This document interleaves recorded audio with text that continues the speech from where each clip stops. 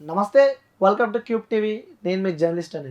So AP ఎన్నికలకు సంబంధించి కూడా ఇటు వైసీపీ అలాగే కూటమి నువ్వా నేనా అంటూ కూడా ఒక పెద్ద సమరమే సాగింది అనుకోవచ్చు. సో ఆల్రెడీ చాలా సర్వేస్ మనం చూసాం ఈసారి.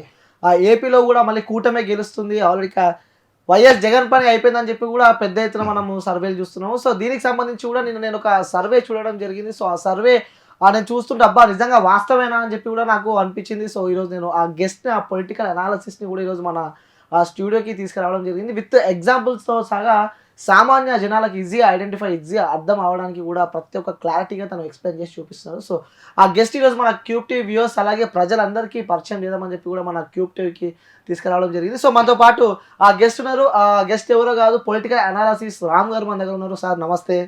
నమస్తే అండి sir, welcome sir. Welcome, thank you very much. నా పేరు రామ్ వకాడా, ఐఎమ్ ఎన్ఆర్ఐ. ఈ మధ్యనే నేను అమెరికా నుంచి వచ్చాను. అమెరికా నుంచి వచ్చాను. సో ఎలక్షన్స్ సరళి చూస్తున్నాను నేను. వచ్చిన వెంటనే అందరూ రకరకాలుగా సర్వేలు చెప్తున్నారు, కానీ నాకు ఒక ఐడియా ఉన్నది. అసలు ఈ సర్వేలకి సంబంధం లేకుండా ఏంటి అనేది నేను అనాలిసిస్ చేశాను. దాన్ని మీ ముందు తెలుసుకున్నాను. అంటే నిన్న మీ సర్వే నేను చూడడం జరిగింది. టోటల్లీ డిఫరెంట్ ఉంది. అంటే లైక్ మనం చూసిన సర్వేలు అన్నిటికీ కూటమి గెలుస్తుంది, ఈసారి ఏపీలో కూటమి గెలవబోతుంది, ఆల్రెడీ సీఎం కూడా కన్ఫర్మ్ అన్నట్టు కూడా కొన్ని సర్వేలు చూస్తున్నాం. కానీ సడన్గా మీ సర్వే రాగానే మొత్తం టోటల్లీ క్వైట్ యాంటీ ఉంది. ఏంటి అలా? అయితే మీరు అన్నట్టుగా కూటమి అని అందరూ మీడియాలో చెప్పడం, సర్వేలు చెప్పడం అదొక ప్రాపగాండాలా అనిపించింది తప్ప రియలిస్టిక్గా నాకు అనిపించలేదు. నాకైతే 100% వైఎస్ఆర్ గవర్నమెంటే వస్తుందని నమ్మకం ఉన్నది. దానికి నేను ఫిగర్స్తో నేను ప్రూవ్ చేయదలుచుకున్నాను. మీరే చూద్దరు కానీ. ఓకే, సరే, మళ్ళీ వైసీపీ ప్రభుత్వమే వస్తుంది అంటారు? వైసీపీ ప్రభుత్వమే వస్తుంది 100%. అంటే ఎలా మీ అనాలిసిస్ ఏ విధంగా ఉంది? ఓకే, అయితే నేనే మిమ్మల్ని అడుగుతాను. మామూలుగా నార్మల్గా ప్రభుత్వం అనేటప్పుడు గత ఎన్నికలు ఈ ఎన్నికలతో పోలిస్తే ప్రభుత్వ వ్యతిరేకత అనేది ఉంటుంది. సో ఆ ప్రభుత్వ వ్యతిరేకత దాన్ని బట్టి ఇప్పుడున్న గవర్నమెంట్ చేసిన యొక్క వెల్ఫేర్ స్కీమ్స్ని బట్టి వీటి మీద ఆధారపడి ఉంటుంది. నార్మల్గా మీరు ఏమనుకుంటున్నారు, ప్రభుత్వ వ్యతిరేకత ఎంత ఉంటుందని అనుకుంటున్నారు? అంటే జనాలు చూస్తుంటే సార్ వ్యతిరేకత కూడా చాలా ఎక్కువనే ఉన్నట్టు తీవ్రంగా కనిపిస్తుంది. అంటే సుమారు ఒక 10% అనుకుందాం. 10%. మీరే చెప్తున్నారు కదా 10%. మీరు చెప్పినట్టుగానే 10% ఉందంటే గత ఎలక్షన్స్లో వచ్చిన మెజారిటీ ఆఫ్ ద ఓట్స్ని బట్టి వ్యతిరేకత ఎంత ఉన్నది. ఇప్పుడు ఈ గవర్నమెంట్ చేసిన వెల్ఫేర్ స్కీమ్స్, ఆ మెరిట్స్, డిమెరిట్స్ పోల్చి మీకు ఎక్స్ప్లెయిన్ చేస్తాను నేను. మీరే చూద్దరు కానీ. ప్రతి ఒక్కటి ఎక్స్ప్లెయిన్ చేస్తాను డెఫినెట్గా. ఓకే, సో ముందు ఇప్పుడు ఈ 2024 ప్రపోజల్ వచ్చే ఎలక్షన్స్లో 100% జగనే ఎందుకు వస్తాడనేది చెప్పడానికి నేను ముందు 2019లో వచ్చిన ఓటు పర్సెంటేజ్ని బేస్ చేసుకుని మీరు చెప్పినట్టుగా 10% యాంటీ ఇన్కన్వెన్సీ ఉంది, అలాగే మెరిట్స్ ఏంటి, డిమెరిట్స్ అని కంపేర్ చేస్తూ మీ ఉన్న డౌట్స్ని క్లియర్ చేస్తూ నేను ఎక్స్ప్లెయిన్ చేస్తాను. సో మనం తప్పనిసరిగా చూడండి. ఇప్పుడు మీరు చెప్పారు కదా, ఇప్పుడు 2019లో ఎలక్షన్ రిజల్ట్స్ ఎలా ఉన్నాయో మీకు ఓటు పర్సెంటేజ్ చెప్తాను. Election results vote percentage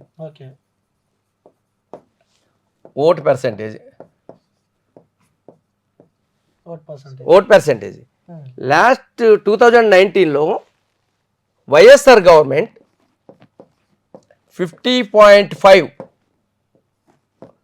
vote percentage తోటి 151 సీట్స్ వచ్చినాయి. అలాగే టీడీపీ 39.5%తో 23 సీట్స్ వచ్చినాయి.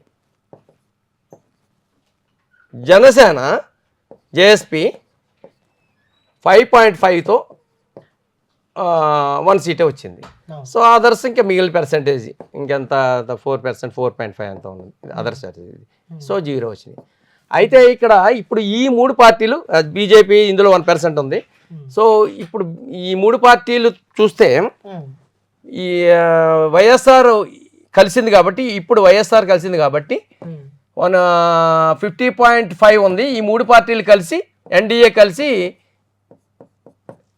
46% అయింది. టోటల్ 4.5% ఎక్కువగానే ఉంది వైఎస్ఆర్కి. అంటే ఏంటి, అప్పర్ హ్యాండ్లోనే ఉన్నది. అయితే మీరేమంటున్నారు, ప్రభుత్వ వ్యతిరేకం ఉన్నది కాబట్టి 10% తగ్గిపోతుంది అంటున్నారు. అంతే కదా. సో 10% తగ్గిపోతుంది అంటే ఇందులో 10% తీసేద్దాం. 10% తీసేస్తే ఆల్మోస్ట్ 4.5 పోతే 45.45.45 అంత ఉంటుంది వీళ్ళకి. అయితే ఇది ప్రభుత్వ వ్యతిరేకత అంటే ఆల్రెడీ ఓటు వేసిన వాళ్ళదే ప్రభుత్వ వ్యతిరేకత. ఎన్డీఏ ఆల్రెడీ వ్యతిరేకంగానే ఉన్నారు కదా. కానీ ఈ అందరూ ఏమనుకుంటారు, ఇక్కడ ఈ మళ్ళీ వీళ్ళకి కూడా ఇదే 46 వస్తుందని అనుకుంటారు, అంతే కదా. అప్పుడు ఏమైంది, 1% ఎక్కువ ఉంది అంతే, అంతకు మించి తేడా ఏమీ లేదు. అయితే ప్రభుత్వ వ్యతిరేకత యాడ్ అయితే ఇక్కడ ప్లస్ అవుతుంది ఇంకా మనకి, అదే చెప్తాను కదా. అయితే ఇక్కడ ఎన్డీఏకి వచ్చేటప్పటికి ఏమవుతుందంటే ఒకసారి ఓటు వేసిన వాళ్ళని ప్రభుత్వ వ్యతిరేకత ఉంటుంది, మళ్ళీ అలాగే ఒకసారి అపోజిషన్లో ఎన్డీఏకి వేసిన వాళ్ళ దగ్గర ఆ ప్రభుత్వ వ్యతిరేకత ఏముండదు. వాళ్ళు ఏంటి మళ్ళీ కొత్త గవర్నమెంట్కి ఏమైనా ఫేవర్ ఉన్నదా లేకపోతే ఇంకా బాగోలేదా గవర్నమెంట్ అనేది ఆలోచిస్తారు. వీళ్ళు ఆలోచిస్తే నాకు తెలిసి ఏమైందంటే వీళ్ళు ఒక 10% మళ్ళీ ఈ గవర్నమెంట్ వేయడానికి అవకాశం ఉంది. ఓకే, అంటే గత ప్రభుత్వం అప్పుడు చేసిన వ్యక్తులు మళ్ళీ చేంజ్ అయ్యే అవకాశం. ఎందుకు అవకాశం ఉన్నదంటే దానికి నేను రీజన్ చెప్తాను. జగన్ గవర్నమెంట్లో ఆయన ఏం చేశాడు, ప్రతి రాష్ట్రానికి ముందు విద్య, వైద్యం, తర్వాత ఉద్యోగం, తర్వాత డెవలప్మెంట్, ముందు ఈ 3 ఫ్యాక్టర్లు ఇంపార్టెంట్. సో అందుచేత ఫస్ట్ విద్యను తీసుకున్నాడు ఆయన. అందుకే స్కూల్స్ని ఈ దేశంలో లెక్కలు లేని విధంగా ఆయన ఇంప్రూవ్ చేశాడు. అలాగే వైద్యం 16 మెడికల్ కాలేజీలు పెట్టాడు. ఇంతకుముందు ఎప్పుడు దేశ చరిత్రలో అన్ని మెడికల్ కాలేజీలు ఏ స్టేట్లోనే పెట్టలేదు. ఇక డెవలప్మెంట్ వారు వచ్చేటప్పుడు డెవలప్మెంట్ అంటే జనరల్గా ఏమనుకుంటారు, ఐటీ జాబ్స్ వచ్చేస్తే డెవలప్మెంట్ అంటారు. ఐటీ జాబ్స్ వచ్చేయాలంటే నువ్వు ఏదైనా ఇన్ఫ్రాస్ట్రక్చర్ చూపెట్టో లేకపోతే గత ప్రభుత్వంలో ఏదైనా రెడీ చేసి ఉంచితేనో మర్చిపోయిన రోజు ఉద్యోగాలు ఇవ్వడానికి ఉంటుంది. అంటే వాస్తవంగా మనం మాట్లాడుకోవాలంటే సార్ జాబ్స్ చాలా ముఖ్యం. అవును, కానీ జాబ్స్ ఐటీ జాబ్స్ ముఖ్యం. ఐటీ జాబ్స్ రావాలంటే ఇన్ఫ్రాస్ట్రక్చర్ ఉండాలి కదా. ఇప్పుడు సెపరేట్ అయిన స్టేట్కి ఇన్ఫ్రాస్ట్రక్చర్ ఇమీడియట్గా కావాలంటే ఒక రోజులో అయిపోదు, దానికి 5 years 10 years పడుతుంది. లాస్ట్ గవర్నమెంట్ ఏమైనా 5 yearsలో చేసి ఉంటే ఇప్పుడు ఇమీడియట్గా జాబ్స్ ఇవ్వడానికి ఉంటుంది. మళ్ళీ ఇన్ఫ్రాస్ట్రక్చర్ మొదలు పెడితే ఏమవుతుంది, ఇంకో 5 years పడుతుంది, టైం పడుతుంది. కాబట్టి ఇమీడియట్గా దాన్ని ఆ గ్యాప్ని ఫిల్ చేయడం వాళ్ళు ఏం చేసేటంటే వాలంటీర్ వ్యవస్థ ద్వారా ఎంతో కొంత వేతనాన్ని వాళ్ళు ఖాళీగా ఉంచకుండా ఎంతో కొంత వేతనం ఇచ్చి వాళ్ళని ఉద్యోగులు చేసి అది సాటిస్ఫై చేయగలిగాడు. So and at the same time welfare schemes ఇమీడియట్గా కరోనా వచ్చింది, మళ్ళీ వెల్ఫేర్ స్కీమ్స్ ఏమిచ్చాడు ఆయన, ఈ ఉద్యోగాలు వచ్చి వాళ్ళు ఇన్ఫ్రాస్ట్రక్చర్ డెవలప్ అయ్యి ఉద్యోగం చేసి సంపాదించుకోవడానికి కంటే కూడా ముందుగాను వాళ్ళకి ఇమీడియట్ నెసెసిటీస్ ఏమైనా ఆలోచిస్తే ఆయనకి తిండి బట్ట అవి ఇంపార్టెంట్. సో ఆ తిండి వాళ్ళు కాబట్టి మనకి SC ST లేకపోతే BC లోవర్ మిడిల్ క్లాసు వీళ్ళందరినీ కొంచెం సాటిస్ఫై చేయాలంటే ఇమీడియట్ కరోనా వచ్చిన టైము. సో ఇవన్నీ కవర్ చేయాలంటే ఇమీడియట్గా వాళ్ళని కవర్ చేయాలి కాబట్టి స్కీమ్స్ పెట్టి ఆ స్కీమ్స్ ద్వారా అది అవసరం కూడా, అది ఇంపార్టెంట్ అని కాదని ఎవరు చెప్పలేదు. ముందు అవి ఉండాలి, అవి అయిన తర్వాత ఇమీడియట్గా డెవలప్మెంట్ వద్దని నేను అంటున్నా. కానీ డెవలప్మెంట్ ఎంత మేరకు చేయగలిగాడు ఆయన అనేది కూడా మనం ఆలోచించాలి.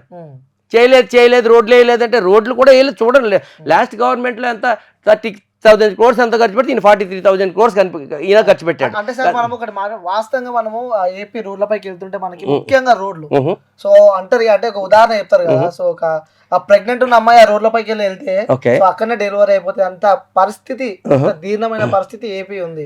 సో ఏపీ రోడ్లు చాలా దరిద్రంగా ఉన్నాయి. సో అది కూడా చాలా మైనస్ అయ్యే అవకాశాలు ఉన్నాయి. ఓకే, మీరు అన్నది కరెక్టే. ఏపీ రోడ్లు అంత దరిద్రంగా ఉన్నాయంటే అంతకు ముందు గవర్నమెంట్ లోనే ఏమి చెయ్యకపోతేనే కదా. అసలు ఆ రోడ్లు ఇంతకు ముందు వాళ్ళు ఏమో రిపేర్ చేయకపోబట్టే కాబట్టి అంత దారుణంగా తయారండి. సో వచ్చిన తర్వాత మీరు అనుకున్నంత లేదు, మేము వెళ్ళి చూశాను కొన్ని చోట్ల మీరు అన్నట్టుగా నిజంగానే బాగోలేదు రోడ్లు, స్టార్టింగ్ లో బాగోలేదు, స్లోగా ఆయన ఇంప్రూవ్ చేసుకుంటూ వచ్చాడు. End of the road day ఏమైంది కొన్ని రోడ్లు కాకినాడ లాంటి చోట చూసాం కొన్ని రోడ్లు. ఇదేంటి ఇంకా వేయలేదు, ఎలక్షన్ వచ్చేసింది రోడ్లు వేయలేదు ఏంటి అని అడిగితే లేదండి గత ప్రభుత్వంలో చేసిన కాంట్రాక్ట్ అండి, వాళ్ళు బిల్లులు రాక లేకపోతే బిల్లులు వాడేసుకుని చేశారని ఒక విధంగా చెప్తున్నారు కొంతమంది. మరి దానికి మనం ఏం చెప్తాం? సో అల్టిమేట్గా ఏంటంటే ఏ ప్రభుత్వం అయినా చివరికి ఓటు వేయడానికి వచ్చేటప్పటికి డెవలప్మెంట్ ఇంపార్టెంటే, కానీ అంతకంటే వెల్ఫేర్ స్కీమ్స్, ఎడ్యుకేషను, మెడికల్ అవి మోస్ట్ ఇంపార్టెంట్ అనమాట. సో ఓటు వేసేటప్పటికి దాన్ని క్రైటీరియాగా తీసుకుంటారు ఎవరు తీసుకున్నా కానీ. సో ఈ మేజర్ ఫ్యాక్టర్స్ని మళ్ళీ వైఎస్ఆర్ గవర్నమెంట్ రావడానికి ఆల్రెడీ ఎన్డీఏ గవర్నమెంట్ అపోజ్ చేసిన వాళ్ళందరికీ కూడా స్కీమ్స్ అందినాయి. సో స్కీమ్స్ అందిన వాళ్ళు ప్రతిఫలం పొందిన వాళ్ళు కంపల్సరీ మళ్ళీ వాళ్ళు వేయడానికి అవసరం ఉంది. ఎప్పుడైతే మీకు ఈ ప్రభుత్వ వ్యతిరేకత ఉన్నదో మళ్ళీ ఈ వ్యతిరేక ఓటు నుంచి కూడా మనకి పాజిటివ్ అవుతుంది. సో అందుచేత ఏమవుతుందంటే మళ్ళీ ఇందులో ఒక 10% వస్తే 4.6 కలిస్తే ఈయనకి ఇందులో మళ్ళీ 4.6 ఓటు కలిస్తే ఇది 45.45 ప్లస్ 4.6 ఇప్పుడు ఏమైంది 49.6 50.05 సారీ 50.05 అయింది 50.05 అయింది అంటే స్టిల్ మీకు ఆయనకి కావాల్సిన ఓటు బ్యాంక్ వచ్చేసింది. సో ఆ విధంగా మీ పర్సంటేజ్ వెల్ఫేర్ స్కీమ్స్ చూసుకుంటే ఈ విధంగా ఉన్నది. సో ఇంకొక మూడో ఫ్యాక్టర్ ఏంటంటే విశ్వసనీయత అంటే క్రెడిబిలిటీ ఆఫ్ ద లీడర్స్. అరే నిజంగా అది ఇంపార్టెంట్. అది ఆ విధంగా చూస్తే ఏమవుతుందంటే గత ప్రభుత్వంతో కానీ ఈ ప్రభుత్వంతో పోల్చి చూస్తే జగన్ ఆయన వైఎస్ఆర్ నుంచి ఆయన ఇచ్చిన ప్రతిదాన్ని ఫుల్ఫిల్ చేసుకుంటూ వస్తున్నాడు. అరే మన చెప్పింది ప్రతిదాన్ని స్కీమ్స్ని ఇంప్లిమెంట్ చేశాడు ఆయన. సో ఇందులో కరప్షన్ కూడా ఏం అవకాశం లేదు, అంతా డైరెక్ట్గా వాళ్ళ అకౌంట్స్లో పడిపోతుంది.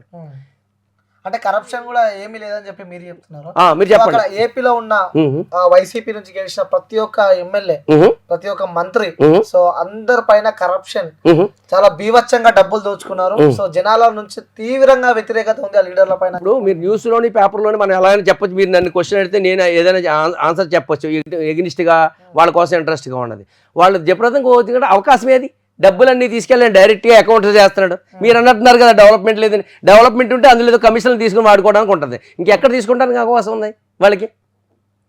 మీరే చెప్తున్నారు డెవలప్మెంట్ లేదని. అందులో ఏమున్నది? మెడికల్ కాలేజెస్ వచ్చినాయి, స్కూల్స్ వచ్చినాయి, అది డెవలప్ అయినట్టు కనిపిస్తుంది. అంతే డైరెక్ట్గా వాళ్ళ ఫండ్స్ నుంచి డైరెక్ట్గా ఖర్చు పెడుతున్నారు.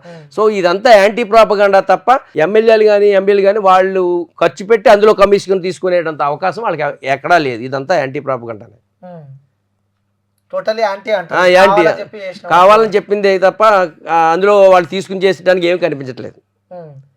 సో మీకు ఇంకేమైనా క్వశ్చన్? అలాగే విశ్వసనీయతకి వచ్చేటప్పటికి ఏముందంటే జగన్ ఆయన అనుకున్న ఆయన చెప్పిన ప్రతి స్కీమ్ని ఆయన ఇంప్లిమెంట్ చేస్తున్నాడు. అదే చంద్రబాబు నాయుడు గారు ఉన్నారనుకో, ఆయన 14 years చేశారు. చివరిలో వచ్చిన తర్వాత ఆయన ఫుల్ఫిల్ చేయలేకపోయాడు.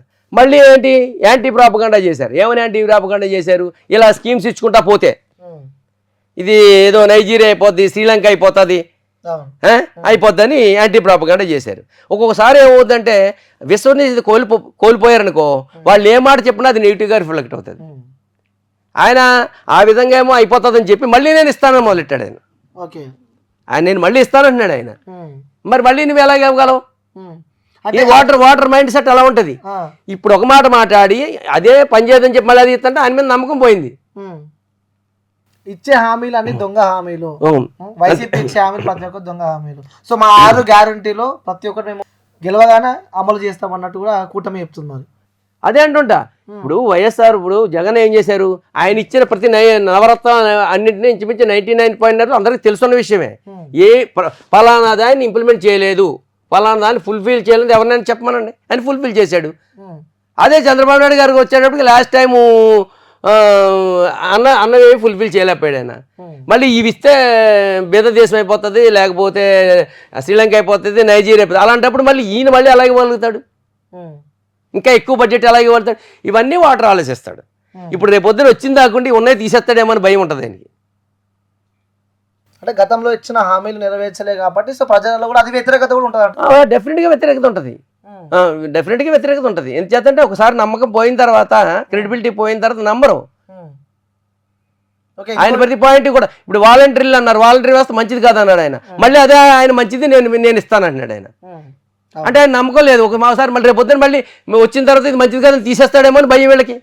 అందులో కూడా వ్యతిరేకత వచ్చింది కదా. మరి వాళ్ళు ఏదో హ్యూమన్ ట్రాఫికింగ్ అని ఇలాంటివన్నీ బ్లేమ్ చేయడం, వాళ్ళు హర్ట్ అవ్వడం, వాళ్ళ పేరెంట్స్ కూడా హర్ట్ అవ్వడం, ఇలాంటివన్నీ జరిగినాయి. ఆయనకి బయటికి చెప్పలేకపోతున్నారు తప్ప. అంటే ముఖ్యంగా రాష్ట్ర ముఖ్యమంత్రి వైఎస్ జగన్ పైన కూడా చాలా ఆరోపణలు ఉన్నాయి. అంటే భూ కబ్జా చాలా వరకు ఇవన్నీ పత్రికల్లో రాశారేమో కానీ భూ కబ్జా చేశారని ఎక్కడ చూపెట్టండి మీరు? ల్యాండ్ కబ్జాలు అదే మీరు పత్రికలోని న్యూస్ అదే అసలు అది రియలిస్టిక్ గా మీకు ఎక్కడైనా ప్రూఫ్ ఉందా? ఇప్పుడు లాస్ట్ గవర్నమెంట్ ఉన్నది అనుకో, ప్రూఫ్లు ఉన్నాయి. ఇప్పుడు ఒక ఆమె వనజాక్షమ ఆమెని హెరాస్ చేశారు ఒక గవర్నమెంట్ టెంపుల్ అని. అది నార్మల్గా ఏమవుతుందంటే పబ్లిక్ ఇండివిజువల్స్ని ఎప్పుడైనా టచ్ చేస్తే పబ్లిక్లో ఇప్పుడు గవర్నమెంట్లో ఎమ్మెల్యేలు ఎంపీలు వాళ్ళు వాదుకోవడం, రాజకీయ నాయకులు మాట్లాడుకోవడం వేరు, వాళ్ళ మీద వీళ్ళ మీద కేసులు పెట్టుకోవడం వేరు. ఇండివిజువల్స్ మీద అటాక్ చేస్తే ఏమవుతుంది అంటే అదే మైండ్స్లో ఉండిపోద్ది. అరే ఇండివిజువల్ అడిగితే రేపు పొద్దున మనకి ఏమవుతుంది రేపొద్దుట, అరే ఒక ఎంప్లాయీనే హెరాస్ చేశారు. ఆ ఎఫెక్ట్ వల్ల లాస్ట్ టైం చంద్రబాబు నాయుడు గారు ఓడిపోయారు. అది చాలా మైండ్లో ఉండిపోయింది. అరే ఒక పబ్లిక్ ఎంప్లాయీని ఒక ఎమ్మెల్యే రోడ్డు మీద ఇచ్చేస్తే మన కామన్ పీపుల్ మనకి ఏమవుతుంది రేపొద్దుట. ఇవన్నీ లీగల్ ఇష్యూస్. సో ఇలాంటి వాటి వల్లే ఎఫెక్ట్ అయింది. తెల్లవారుజామున ఎవరో ఒక మీడియా పర్సన్ తీసుకుని వెళ్ళిపోవడం ఇవన్నీ జరిగినాయి రియలిస్టిక్ గా. అప్పుడు అంటే జగన్ పైన ఎలాంటి ఆరోపణలు లేవు, కేవలం చేస్తున్న నాటకాలే అంటారు. ఇవన్నీ అది మీడియాలో వచ్చింది. ప్రూఫ్లు ఏమన్నా చూపెట్టండి, ఆరోపణలు ఏమన్నా ఉన్నాయి. ఆయన ఎవరినైనా తిట్టాడా? ఆయన పార్టీ వాళ్ళు తిడతారు, కలవాడు కలవలేదు, తిట్టలేదు. జగన్ అనే వ్యక్తి అధికారంలో కూర్చున్నప్పటి నుంచి జనాల దగ్గరకే రాడు. ఓకే, 3 మీట్లు పెట్టాడు. ఓకే, జనాలతో సరిగా మాట్లాడాడు. ఇప్పుడు కొంతమంది చేతల మనిషి అంటారు, ఆయన చేతల మనిషి, మాటల మనిషి కాదు. ఆయన చేతలో చేశాడు. ఆయన ఇస్తానన్న మాట నిలబెట్టుకున్నాడు. నీకు పబ్లిక్ ని వచ్చి మాట్లాడడానికి అవకాశం లేకుండా అన్నీ ఆయనే చేసేస్తున్నాడు. ఇప్పుడు వాలంటీర్ని ఇంటికి పంపించి నీకు పని చేసి పెట్టేస్తున్నాడు ఆయన. నీకు నువ్వు ఆఫీస్కి వెళ్ళవలసిన పని లేదు, గవర్నమెంట్ నన్ను క్వశ్చన్ చేయాల్సిన అవసరం పని లేదు. అందుకే ఆయన మాట్లాడవలసిన అవసరం లేదు. మాట్లాడవస్తే 3 కోట్ల మంది ఎన్నిసార్లు ఎప్పుడు మాట్లాడగలడు ఆయన? అడ్మినిస్ట్రేషన్ అంటే అది నువ్వు చేయడం కాదు, ఒక లీడరు కొంతమంది చేత చేయించాలి. That is administration. అందుకోసమే జగన్ నేను 24 గంటలు పని చేస్తానంటే అవ్వదు. నువ్వు 8 గంటలు పని చేయి, 8 లక్షల మంది చేత పని చేయించుకో. అలా జగన్ చేస్తాడు అంతే. 100% ఆయన చేస్తున్నాడు. అది వాటర్లోకి వెళ్ళిపోయింది, మైండ్ సెట్లోకి. ఇది యాంటీ ప్రాపగండా తప్ప ప్రతి వాటర్ మైండ్ సెట్లోకి అది వెళ్ళింది. 100% ఆయన గవర్నమెంట్ ఏ విధంగా చూసినా వీళ్ళు ఎన్డీఏ గవర్నమెంట్ ఈ పర్సంటేజ్ని దాటి వెళ్ళలేరు. అందుకే ఈ మధ్య ఏదో ఆయన ఐపాక్ వాళ్ళతో నేను 160 వస్తానండి, మేబీ రావచ్చు. ఆయన అంతమందిని గెలిపించుకుని ఆయనకి అంత కాన్ఫిడెన్స్ ఉండాలి. మనం ఎలా మాట్లాడుకుంటున్నామంటే అది కూడా ఈ దేశంలో ఎవడో కూడా నువ్వు నాకు మంచి చేసావని అనుకుంటేనే నాకు ఓటేమని అడిగిన వాళ్ళు ఎవరు లేరు. వేరే వాళ్ళు అలా అడగలుగుతున్నారా? నేను 14 సంవత్సరాలు ఇది చేశాను, మేము 3 కలిసి ఇచ్చేస్తాము అని ఏం అడగట్లా. ఆయన వద్దు, ఆయన వద్దు, ఆయన వద్దు, ఆయన వద్దు, ఆయన వద్దు. ఆయన దేనికి వద్దు? What is the reason? మంచిగా చేసేవాడు వద్దన్న అవసరం వచ్చింది. ఓటర్ అదే క్వశ్చన్ చేసుకుంటున్నాడు. ఓకే, అంటే ముఖ్యంగా ఈ ఎన్నికలకు సంబంధించి కూడా ఏపీలో సో పెద్ద సంఖ్యలో ఓటింగ్ పర్సంటేజ్ కూడా పెరిగింది. ఆ యువకులు, కొత్త ఓటర్లు, సో చాలా మంది కొత్త ఓటర్లు ఓట్లు వేశారు. సో ప్రతి ఒక్కరు ఆ బీసీ ఓటింగ్ కూడా పెద్ద ఎత్తున పవన్ కళ్యాణ్ వైపు, ఈ కూటమి వైపే ఉన్నారు అని చెప్పి కూడా సో వార్తలు ఇస్తున్నాయి. అంటే మనం రియలిస్టిక్ గా మాట్లాడుకోవాలి. సో పవన్ కళ్యాణ్ వైపు ఓటు ఉన్నారు, మీరు అన్నది అని నేను అంటాను. కొంతవరకు పవన్ కళ్యాణ్కి మూవ్ అవుతున్నారు. మరి లాస్ట్ టైం రిజల్ట్స్ తో పోలిస్తే మనం దాన్ని కంపేర్ చేసుకోవాలి. లాస్ట్ టైం ఆయనకి ఎంత 5.5% వచ్చింది, అవునా? ఇప్పుడు ఓటర్లు అంతా వచ్చేస్తే 50% వచ్చేస్తుందా? Is it possible? ఇంకో 5% పెరగచ్చు, 10% అవ్వచ్చు, అంతే కదా? అయినా ఎక్కడి నుంచి వచ్చారు కొత్త ఓట్లు? ఎంత పర్సెంటేజ్ వచ్చింది? ప్రతి వయసు వాళ్ళు అందరూ జనంలో ఉన్న లీడర్ కదా. పవన్ కళ్యాణ్ వ్యక్తి సో ఓడిపోయినప్పటి నుంచి ఇప్పటిదాకా గ్రౌండ్ లో ఉన్న లీడర్. ఆయన ఎక్కడున్నాడు? ఎక్కడ లేడు. ఆయన జనాల మధ్య ఎక్కడ తిరగలేదు. ఈవెన్ స్టిల్ ఇప్పుడు కూడా జగన్ ఇచ్చిన ఫోటోలు, జగన్ గారు ఇచ్చిన ఫోటోలు ఆయన యాత్రలో ఆయన ఇవ్వలేకపోయాడు. అంటే ఎన్నికలు వస్తున్నాయని చెప్పి 2 నెలల ముందు బయటకు వచ్చిన వైఎస్ జగన్ అంటున్నారు. ఆయన ఎప్పుడు ప్రజల్లో ఉన్నట్టే లెక్క. ఒక చీఫ్ మినిస్టర్ ప్రజల్లో రోడ్ల మీద తిరుగుతాడే ఏంటి? అడ్మినిస్ట్రేషన్ మానేసి ప్రజలకి ఏం కావాలో ఆయనకు తెలుసు కాబట్టి ఆయన ఫుల్ఫిల్ చేస్తూ వాళ్ళ టీం ద్వారా, అదే వాళ్ళ యంత్రాంగం ద్వారా కావాల్సినవన్నీ ప్రజలకి అందించాడు. మొత్తానికి ఓటింగ్ పర్సెంట్ అంతా ఓకే. సో కొన్ని రోజుల రిజల్ట్ రాబోతుంది. సో మీ అనాలిసిస్ ప్రకారం కూడా ఈసారి మాత్రం మళ్ళీ వైఎస్ జగన్ వస్తారని చెప్పి 100% అందులో ఏ విధమైన అనుమానం లేదు. గట్టి కాన్ఫిడెంట్. ఎందుకంటే అవతల ఇప్పుడు మీరే ఆర్గ్యూ చేయండి, మీరు చెప్పండి ఎందుకు ఎన్డీఏ వస్తుందని మీరు చెప్తున్నారో చెప్పండి. మీరు ఎందుకు వస్తుందో నేను పర్సెంటేజ్ ఆఫ్ ఓట్స్ చెప్పాను. నేను ఆల్రెడీ 50% ఆయన ఉన్నాయి. ఆ 50% ఒకసారి 50% కూడా తగ్గొచ్చు కదా. అదే అది తగ్గడానికి వాడు ఓటర్ ఆలోచిస్తాడు. నేను వెనక్కి ఓటు వేయాలంటే ఒకసారి ఇంట్రెస్ట్ కొద్దిగా వేసాడు, ఇప్పుడు ఇంకా స్కీమ్స్ నడుస్తున్నాయి, నేను ఓటు వేయాలంటే ఈయన ఏం చేయలేదని నేను వెనక్కి వేయాలని ఓటు ఆలోచిస్తాడు. నేనేదో 5% 10% మీరు చెప్పాను తప్ప ఆ 10% కూడా తగ్గదు. అది 2% 5% తగ్గుతుంది. ఎందుచేత అంటే ఎగ్నిస్ట్ ఏమీ లేదు.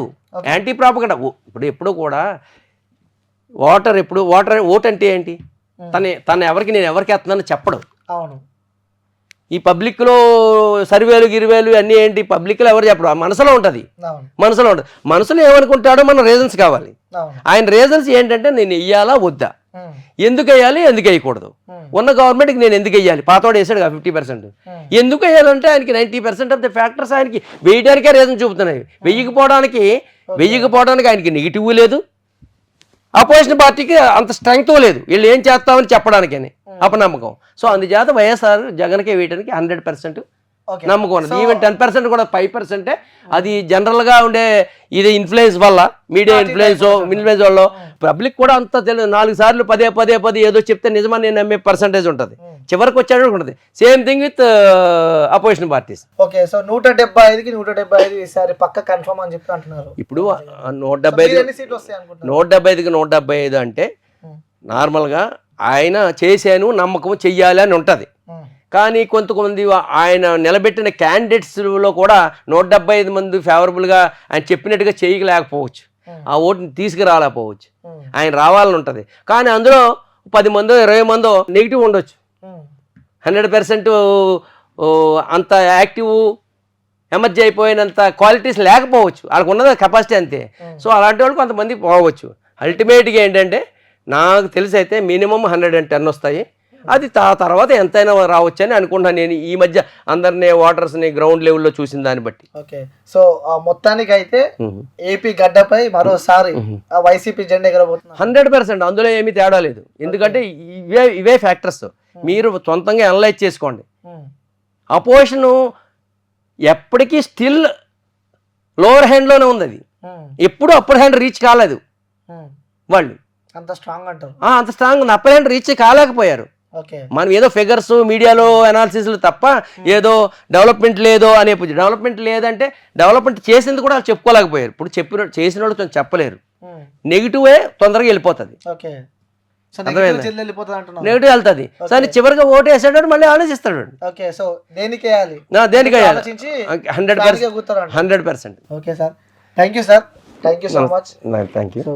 సో వ్యూయర్స్ చూడొచ్చు, ఎన్ఆర్ఐ రామ్ గారు కూడా తన సర్వేలో చెప్తున్నారు జగన్ గారు ఏమో 175 సీట్లు పక్కా కొడతామని చెప్పి చెప్తుంటే, సో తను అనాలిసిస్ ప్రకారం విత్ ప్రూఫ్స్ అండ్ విత్ ఎగ్జాంపుల్తో సగా మనకు చూపించాడు. సుమారు అంటే 110+ కొట్టే అవకాశాలు ఉన్నాయని చెప్పి కూడా చెప్పారు. సో ఇది మన రామ్ గారితో. సో ఇంకొక దాంతో మళ్ళీ కలుస్తా. Until then take care, bye bye, signing off. నేను